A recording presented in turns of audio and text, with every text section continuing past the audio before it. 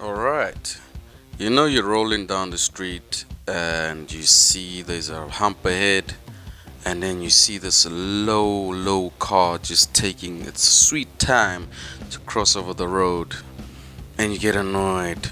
Some people love it, some people hate it, but I am a big fan of it.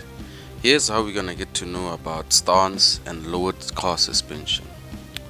That slammed look to the ground, wheels tucked. Look, that's everywhere in car culture right now. Some people love it, some people clown it. But no matter what, stunts completely shaped the scene we know today. And honestly, the history behind it is way deeper than most people think.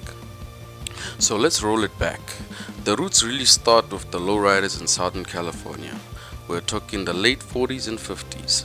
After World War II, a lot of young Chicanos were customizing old Chevys and Buicks, dropping them lower to cruise slow and make a statement. This wasn't about racing at all. It was about identity, music, and community. Then, by the late 60s, hydraulics hit the scene. Shops like Andy's Hydraulics in East LA made it possible to raise or slam your car with a flip of a switch. The idea of the lower, the cooler was born here. But at the same time, halfway across the world, Japan was cooking up something different. In the 70s and 80s, you had Shakotan style, which literally means low car. These guys were slamming their Toyota Crowns, Nissan Cedrics, and Skylines way down, with stretch tires and wild wheel fitment. It wasn't just about style, it was about rebelliousness. A lot of it tied into a Suzuki biker and car crews who wanted their rides loud, aggressive, and impossible to ignore when you're crossing the street. Later on, you had Shakai crews pop up, basically car groups keeping that old school Shakotan style alive on classic Japanese rides.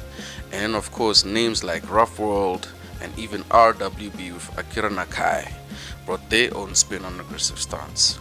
Everything low, wide, and unforgettable. These crews weren't just building cars, they were setting the style that would influence the whole stance movement years later. That look, that's basically the blueprint of what we now call stance.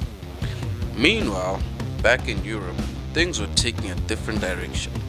In the 80s and 90s, the VW and BMW crowd was lowering cars too, but theirs came more for performance, a lower center of gravity, meant better handling, especially in cars like the MK1 and MK2 Golfs.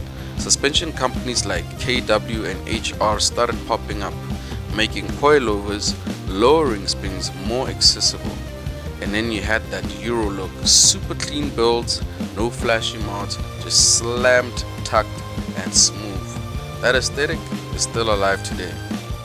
Now, the early 2000s hit. Here's where it all came together. The internet connected everything.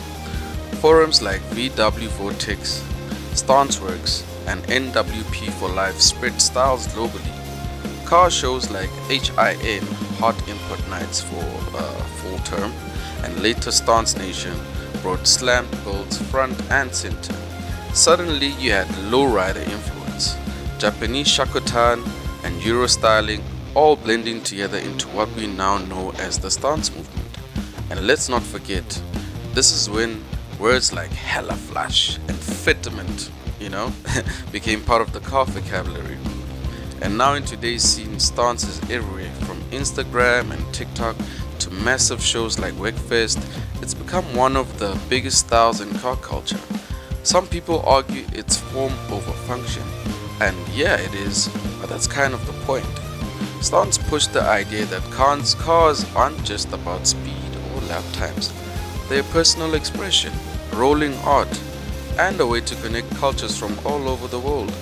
That's why stance isn't just a style, it's a piece of history.